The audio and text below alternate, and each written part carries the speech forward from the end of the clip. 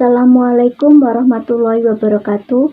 Perkenalkan, nama saya Agustina Rahayu dari kelas 12 B1.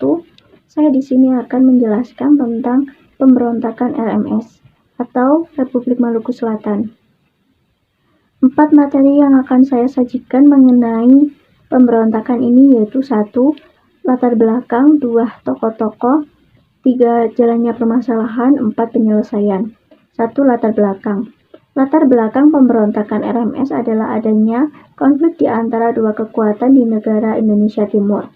Kemudian pemberontakan RMS ini juga mendapatkan dukungan oleh pemerintah kolonial Belanda karena gagalnya dalam mengembalikan kekuasaan imperialis kolonialnya di Indonesia yang telah merdeka.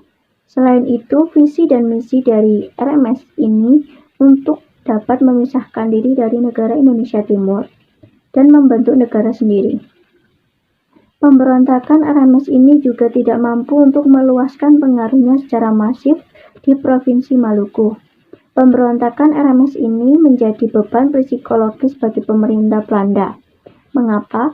Karena mereka pada akhirnya harus menerima bekas-bekas KNIL untuk dibawa ke negeri Belanda dan menetap di sana. 2. Tokoh-tokoh. 1. Mr. Dr. Christian Robert Stephen Soumokil yang menjadi pemimpin pemberontakan. 2. Dr. Johannes Leimena, pemimpin misi perdamaian. 3. Alex Everett Kawilarang, pemimpin gerakan operasi militer 3. Jalannya permasalahan. Sebelum RMS diproklamasikan, Gubernur 9 serangkai yang beranggotakan pasukan KNIL dan Partai Timur Besar terlebih dahulu melakukan propaganda terhadap NKRI untuk memisahkan wilayah Maluku. Di sisi lain, menjelang proklamasi RMS, Soumokil telah berhasil mengumpulkan kekuatan dari masyarakat yang berada di daerah Maluku Tengah. Sementara itu, sekelompok orang yang menyatakan dukungannya terhadap NKRI diancam dan dimasukkan penjara karena dukungannya terhadap NKRI dipandang buruk oleh Soumokil. Pada 25 April 1950, para anggota RMS memproklamasikan berdirinya RMS dengan Johannes Hermanus Manuhutu sebagai presiden dan Albert Wairisal sebagai Perdana Menteri. Pada 27 April 1950, Dr. J.P. Nikijulu ditunjuk sebagai wakil presiden RMS untuk daerah luar negeri dan berkedudukan di Den Haag, Belanda. Pada 3 Mei 1950, Soumokil menggantikan Manuhutu sebagai presiden RMS. Pada 9 Mei 1950, dibentuk sebuah angkatan perang RMS atau bisa disebut juga APRMS dengan Sersan Mayor KNIL D.J. Samson sebagai Panglima Tertinggi, Sersan Mayor Patiwale sebagai Kepala Staf dan anggota staf lainnya terdiri dari Sersan Mayor Kartanja, Sersan Mayor Aipasa, dan Sersan Mayor Peter. Untuk sistem kepangkatannya mengikuti sistem dari KNIL. Pemerintah mengutus Dr. Johannes Leimena untuk menyampaikan permintaan berdamai kepada RMS agar tetap bergabung dengan NKRI. Tetapi langkah pemerintahan tersebut ditolak oleh Soumokil. Penolakan ini membuat pemerintah Indonesia memutuskan untuk melaksanakan ekspedisi militer.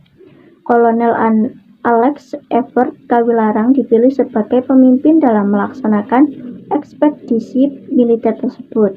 Beliau adalah Panglima Tentara dan Teritorium Indonesia Timur yang dirasa mengerti dan paham bagaimana kondisi Indonesia di wilayah timur.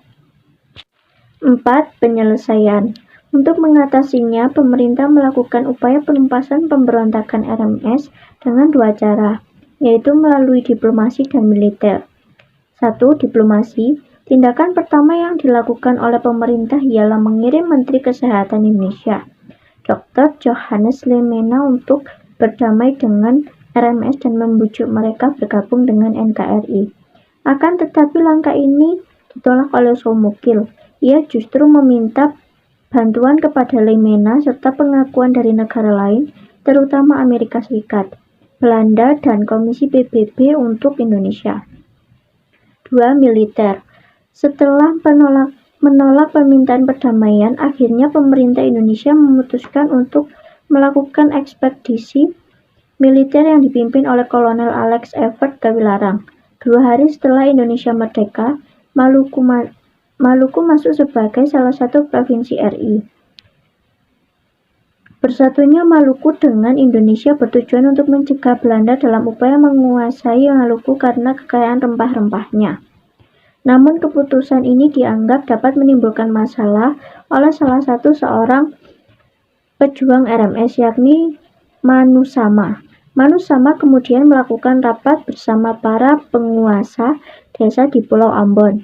Ia menyemarakan semangat anti pemerintah RIS dan menyatakan bahwa orang Maluku tidak ingin dijajah oleh orang Jawa. Manusama pun mengikrarkan proklamasi RMS sehingga Maluku terlepas dari NIT dan RIS. Pada akhir pemberontakan RMS, mereka semua yang tertangkap pun dijatuhi hukuman penjara selama 3-5 tahun. Lalu agar peristiwa pemberontakan RIS tidak terulang, pemerintah Republik Indonesia mengambil tindakan tegas dengan menghukum mati sisa-sisa pasukan RMS. Sekian dari saya. Wassalamualaikum warahmatullahi wabarakatuh.